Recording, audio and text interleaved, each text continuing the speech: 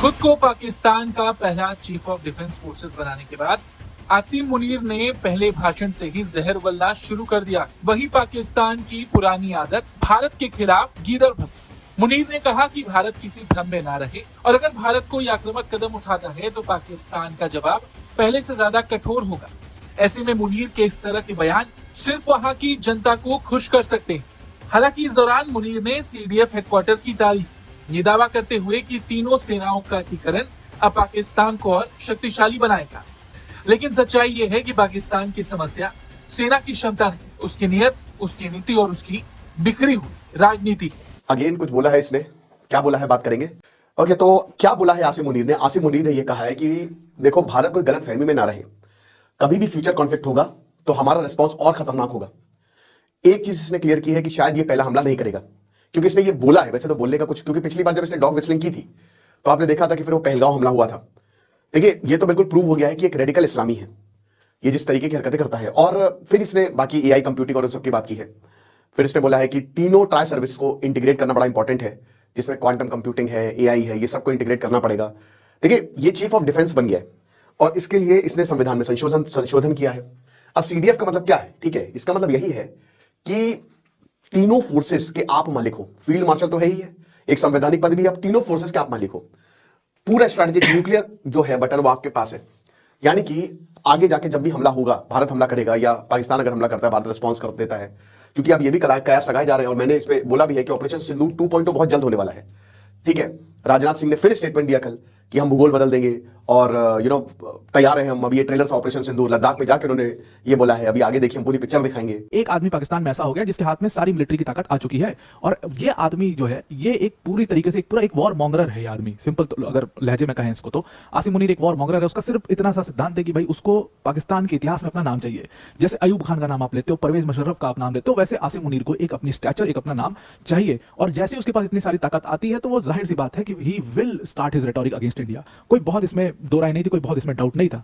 और वही काम इसने करना शुरू किया है। इसकी पहली स्पीच थी और उस स्पीच में इसने पूरी तरीके से एंटी इंडिया रेटोरिक अपना दोबारा से स्टार्ट कर दिया है।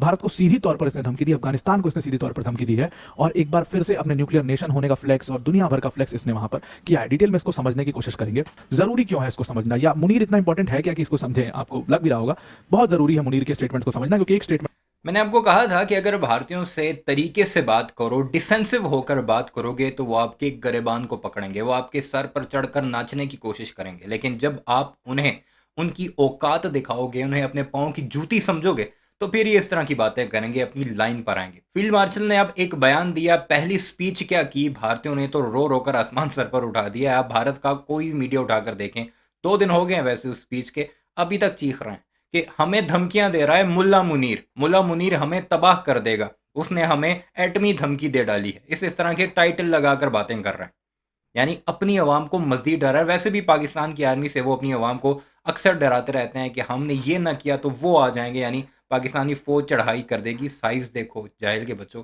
तुम कितने हो, हम कितने हैं। अपना डिफेंस बजट देखो, हमारा डिफेंस बजट देखो और फिर अपना डर देखो। चीखें मार मार कर तुम आसमान सर पर उठा देते हो। अब तुम्हें सही मिले हैं, जो भी मिले हैं, चाहे क्रिकेट में मिले हों या चाहे आर्मी में मिले हों या जो जिस तरह भी मिले हों, तुम्हें इसी तरह मिलना चाहिए। पाकिस्तान के हालात जैसे भी हैं, जितनी भी कमजोरियां हैं, लेकिन दुश्मन को उसकी औकात दिखाना, ये सबसे बड़ी कामयाबी मैं समझता हूं। और अब भारतीयों का रोना सुनता है। इसने दिया था और पहलगाम टेरर अटैक हुआ था। इसके स्टेटमेंट्स को समझ करके आपको ये समझ में आ जाएगा कि इस समय पाकिस्तान की आर्मी क्या सोच रही है, क्योंकि एक व्यक्ति है जो पूरी आर्मी को चला रहा है।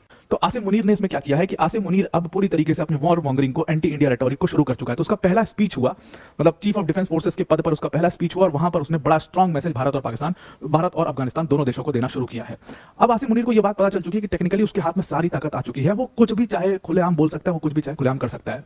मुनीर ने भाषण में आधुनिक युद्ध, एआई, साइबर स्पेस जैसे शब्दों की लंबी सूची पढ़ी। लेकिन सवाल ये है कि जिस देश के पास रोज ईंधन भरने तक के पैसे नहीं, वो साइबर और क्वांटम युद्ध कैसे लड़ेगा?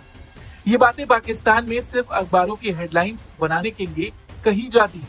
वहीं भारत के बाद मुनीर ने अफगानिस्तान पर भी जहर उगला। पाकिस्तान खुद टीटीपी को दशकों तक पालता रहा, उन्हें अपनी सरजमी पर जगह देता रहा। लेकिन जब वही आतंकी पाकिस्तान के भीतर धमाके करने लगे और जब इसी टीटीपी के हमलों को पाकिस्तान रोकने में नाकाम रहा, तो वो अफगानिस्तान पर आरोप लगाने लगा। पाकिस्तान का ऐसा आरोप है कि अफगानिस्तान टीटीपी के आतंकियों को शरण देता है और इसी वजह से आज पाकिस्तान और अफगानिस्तान के बीच भीषण तनाव चल रहा है। सीमा पर आए दिन झड़पें देखने को मिलती और इसी मुद्दे पर बात करते हुए आसिम मुनीर ने अफगानिस्तान को चेतावनी दी कि या तो वो टीटीपी को चुन ले या तो पाकिस्तान को। असल बात यह है कि पाकिस्तान अपनी नाकामी छिपाने के लिए पड़ोसी देशों पर उंगली उठा रहा है, लेकिन देखा जाए तो तालिबान भी सीमा पर काफी एक्टिव है। पाकिस्तान अपनी नाकामी छुपाने के लिए पड़ोसी देशों पर उंगली उठा रहा है। तुम लोग क्या करते हो? तुम्हारा हर नेता पाकिस्तान का नाम लेकर इलेक्शन तक लड़ता है। उनकी सुबह नहीं होती जब तक पाकिस्तान का नाम ना लें, उनकी रात नहीं होती, वो सो नहीं सकते जब तक पाकिस्तान का नाम मीडिया पर आकर ना लें या अपने सोशल मीडिया पर।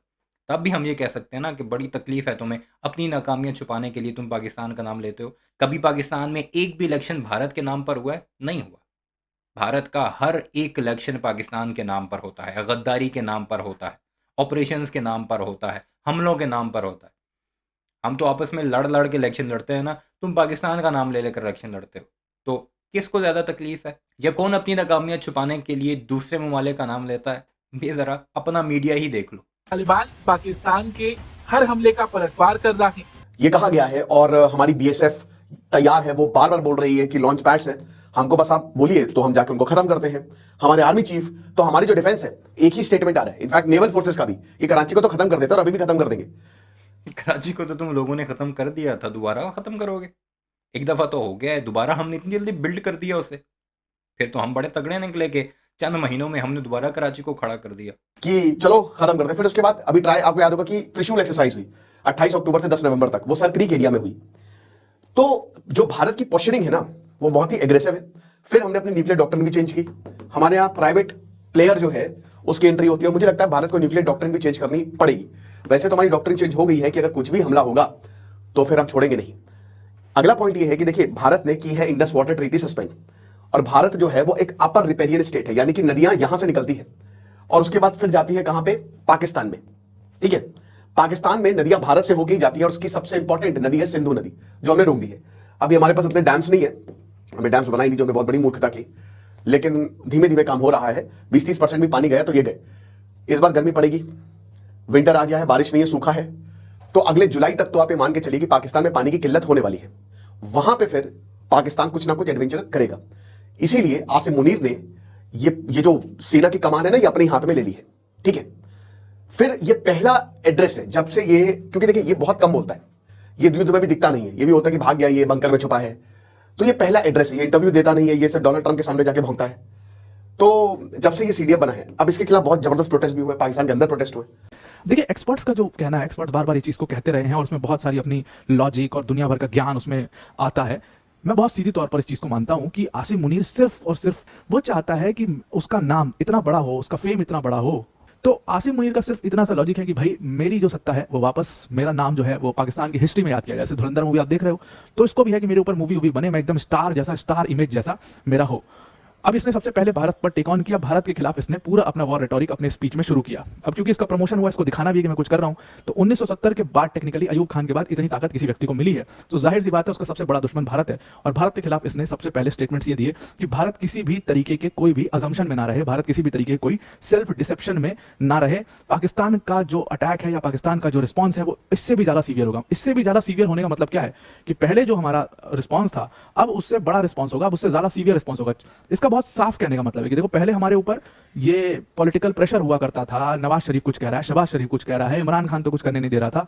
अब हमारे ऊपर कोई पॉलिटिकल प्रेशर नहीं है, इस बात को इसने बहुत साफ कर दिया है। और इसकी गैंग पूरी इसके साथ बैठी हुई थी। जब ये स्पीच दे रहा था तो तालियां पड़ रही थी, लोग चीयर कर रहे थे इसको। और कौन चीयर कर रहा था? इसके साथ बैठे हुए इसके चट्टे बट्टे।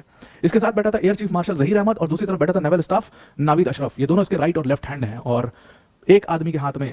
देख लिया आपने पड़ोसियों की चीखें, तकलीफ, क्योंकि इस वक्त एक बड़ा ओहदा मिल चुका है आर्मी चीफ को। आर्मी चीफ से वो CDF बन चुके हैं, चीफ ऑफ डिफेंस फोर्सेस।